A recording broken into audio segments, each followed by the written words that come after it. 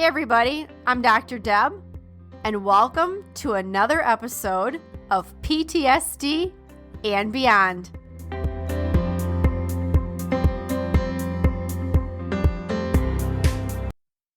Welcome to the PTSD and Beyond podcast, where we give you insights into post-traumatic stress, trauma recovery, healing, and beyond. I'm Dr. Deb Lind, and in each episode, I have a conversation with a guest who will stimulate your mind, touch your heart, and connect with your spirit, and also give you a greater understanding of yourself and others on this healing and recovery journey walked by so many of us before, wounded healers with lived experience and heroes. Hopefully, we'll also provide a glimpse into possibilities and purpose, hope, and inspiration. Thanks for listening and enjoy the podcast. One last thing, guys, before we dive into today's episode, if you'd like an ad-free experience and like early access to new episodes and special events, I want to let you know you can join us at patreon.com. That is patreon.com/PTSD and Beyond. All right, let's do it. Hey everybody, it's Dr. Deb here with PTSD and Beyond. Thank you so much for joining in today. What are we going to talk about? Well, we're going to talk about what is the recipe to get started. That question came up. Somebody wanted to know, well, if I wanted to do this, I wanted to do what you are doing and what you've done. How can I do that too? And what's the recipe? And I thought that question was really interesting because, there really isn't a step-by-step guide.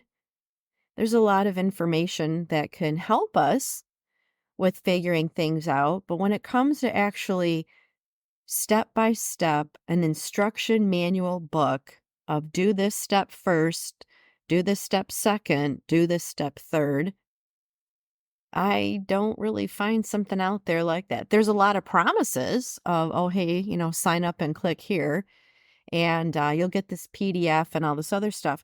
But the question was, if they wanted to do what I've done, could I write it out? So I thought about this. I thought about, all right, if I had to put together a few steps, what would those steps be? And what would it look like? And the first thing that came to my mind,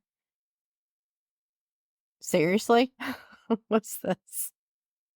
You only get ready by starting. We only get ready by starting. And why I think that thought came to my mind first was because if we think and think and think and think and think, will we ever take action and move? It's like we're waiting for the perfect time, the perfect opportunity, the perfect scenario.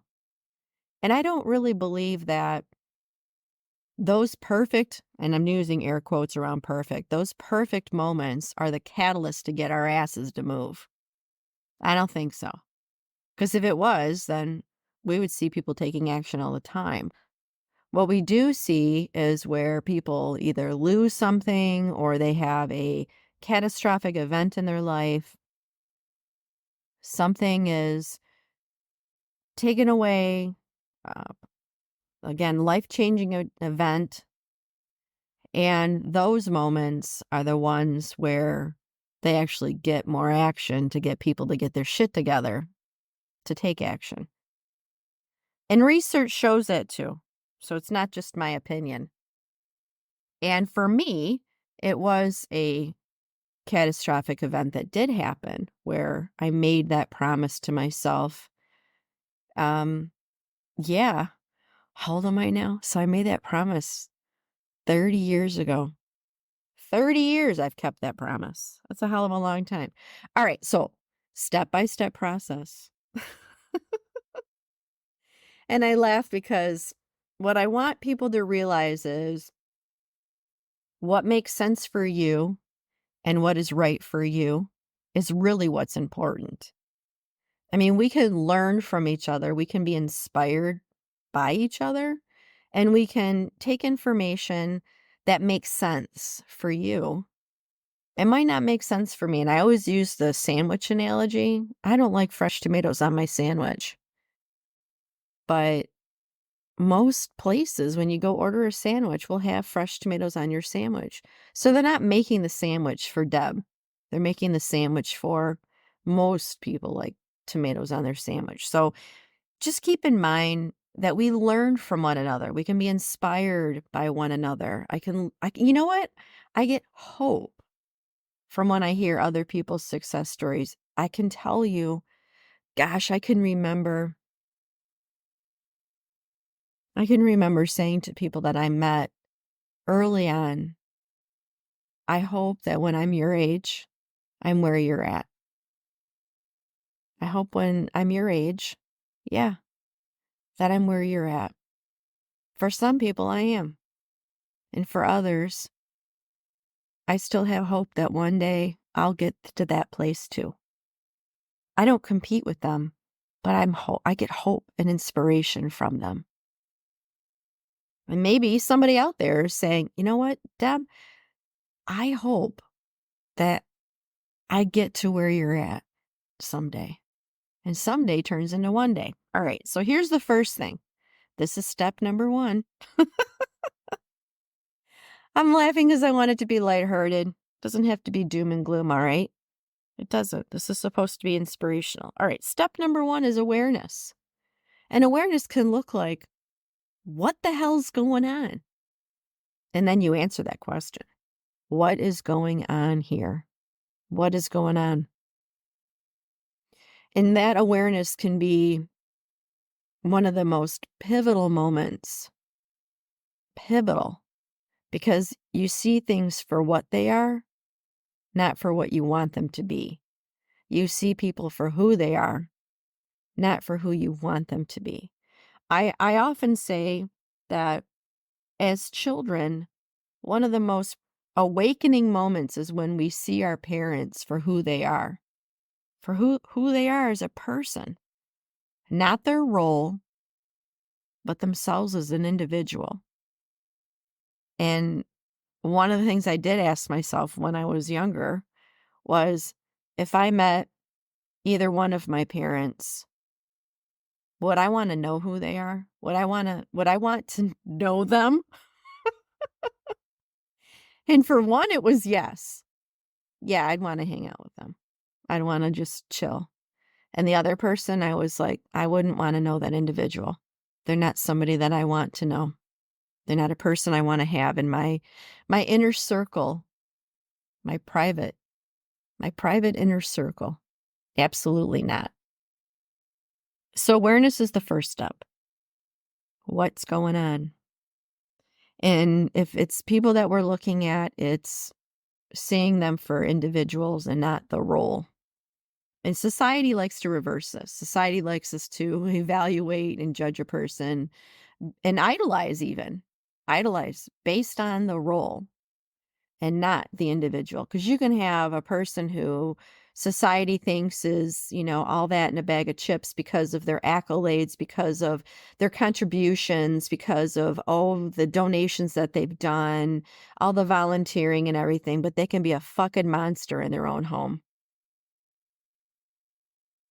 You evaluate and become aware of what's going on here, and we look at people for people, not the role. All right, the second step is deciding. All right, the decision is, what am I going to do? What am I going to do? Now, at this point, especially, for me, when I was a kid, I really didn't have very many options. I mean, what do, right? You're at the mercy of people who are supposed to take care of you. But that doesn't limit you.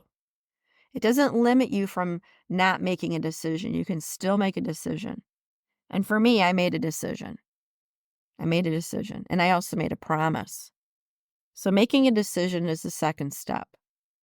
Whether it's, I saw a really pivotal meme today of discarding an object. Sometimes our identity can be wrapped up in an object. It can be a necklace, it can be a hat, it could be something that we thought was who we are and maybe not so much anymore. So deciding, what are you going to decide? What are you going to do? And if people are saying, I don't really know, then ask yourself the question, what do I want? What do I want? What does it look like? And then the other question is, then what do I need to do to get there? What do I need to do to get there? See, if we can tell ourselves what we don't want, then we also need to have the ability to be able to say what we do want. And we focus on what we do want and less of what we don't want. All right. The next step is taking action on the decision. Because if you make a decision and you're sitting on your ass and you're not going anywhere, then guess what happens with that decision? Doesn't matter now, does it? Nope. You got to take action. Taking action on the decision. Again, think about, what is it that we want? What am I deciding on? And what are the things that I need to do to get me there?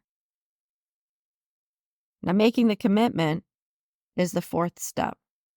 And the difference between this fourth step is the step that you take right there. And then you take that same step, the fourth step, every day. And sometimes multiple times throughout the day. And sometimes it can feel like, you know what, it's been months and I've been taking this commitment, fourth step, every day, multiple times for the day, through the day, for months. And that's okay. When you do that, that means you're all in on that commitment. You might bend like bamboo, but you're solid like the roots. No one gets to pluck you out. The only person who can pluck you out of the ground is yourself. Is yourself. So you make that fourth commitment, which is commitment, and you stay committed every day. Every day. Because what comes next is up to you. What comes next is up to you. Now, will there be setbacks? Yes. Will there be mistakes? Yes. But you know what there's going to be more of? There's going to be more breakthroughs. There's going to be more healing. There's going to be more awareness moments. There's going to be moments of where you'll say to yourself, I feel like my old self again. Because that's one of the questions that people ask me is, am I ever going to feel like my old self again? And there will be moments when you re-experience yourself again. I had something that happened last week. And I was saying to someone, I feel like an old friend was lost and we've had this really nice reunion. And what I realized was it was never lost. Suppressed, yes, but never lost. Because if it was lost, if it was truly lost, then it would have not been found. So it was always still with me. It was just suppressed. So yes, there will be breakthroughs. There will be healing. There will be growth. There will be more and more layers and levels of awareness. And you know what else you'll notice? You'll notice that you're smiling more. You'll notice that you're laughing more. You might even realize and say, oh my gosh, I'm laughing right now. When was the last time I laughed? Or, you know what? I'm smiling. When was the last time I smiled? You'll have those awareness moments. And it's pivotal. It's pivotal because it tells you where you've been. And it also says where you are now. And you'll keep having those breakthrough moments. Because every time you have a breakthrough, there's growth. It's like you catapult yourself. You're catapulted into a deeper layer and level of healing. And you'll have more joy. You'll have more energy. You'll be sleeping better at night. And the things, again, that you become aware of, all lead back to that first moment of, what is my first step? What is my first step? And remember, you only get ready by starting. Yes, there's planning sometimes. We don't get stuck in that planning phase. Again, we take action. At some point, we take action. And all this stuff, all of the stuff we're talking about right now, it leads to something that's even more huge, if I can see that. It's freedom. It's freedom. It is. It's freedom. And you'll start noticing things around you. You'll start seeing things around you that maybe you didn't even notice before, and now you notice them. And they could be little things. It could be something so small, and you'll say, you know what? You ever play the game I Spy with kids? And someone will point something, they'll say like, oh, I spy something orange. And you're like, I don't see anything orange, right? You'll have I see the orange and everybody else around me might not. Or you'll see the orange and someone else will say, hey, do you see that orange thing over there? And you'll be like, yeah, I do actually. And then you're like, oh, you see it too? You'll have a lot of those moments. And the other thing that you'll notice while you're laughing and smiling and sleeping better, you'll notice that you feel a little bit better. Your overall body feels better. You might be breathing better. That's one of the things that I noticed was I never realized, I'm laughing as I say this, I never realized how tight my chest was. I never realized it until I felt being able to breathe deeper. Like it was like the tension was just like melted off my chest and I was able to breathe. I mean, I was breathing before, but not like this. And that's how I can tell that there's been another change for me, is I notice these subtle differences, and these subtle differences are huge. The other thing that's super cool is while you're out there just laughing and smiling, other people might say, this actually happened the other day too, who's winning? Who's winning? You guys are having a lot of fun over there, and laughter and joy is contagious, as is hope, because hope is what gives us strength. Hope is what gives us strength. Hope is contagious. Laughter is contagious. Smiling is contagious. Joy is contagious. Happiness is contagious. You know what else is contagious? I'm going to go out on a huge limb here because it is contagious. Is love. Love is contagious. Compassion is contagious. Kindness is contagious. And it all starts with that first step. Now, there might be some folks out there right now that are saying, I hear you, Dr. Deb. I hear you. I hear what you're saying. And you're still looking for something more. Not to convince you. Because if you're here right now at this podcast, at this point, you're still here and you're listening, you're not looking for something to convince. What you're looking for is a sign, a validation. It's different. That's why I don't believe in this influencer stuff, because influencers are another form of manipulation. It's convincing. Hope and inspiration are something totally different. Those things are linked to validation. I wish I knew. They're linked to assurance and certainty because shit's been unsafe. And people have been unsafe. And I get that. I know that. I've been there. The only thing that I can say is, what does your gut tell you? Because if your gut is telling you right now, yes, yep, and you might be even nodding, then that's your sign. That's your sign. Two things that don't fail us, our gut and our heart. They don't. Our gut is just like the fight flight, right? Is this telling me something that's true? And I'm good to go? And my heart resonates with the rhythm of character and integrity. So you're looking for a sign, you're still here, you're still listening to this podcast, you're still wondering, check your gut.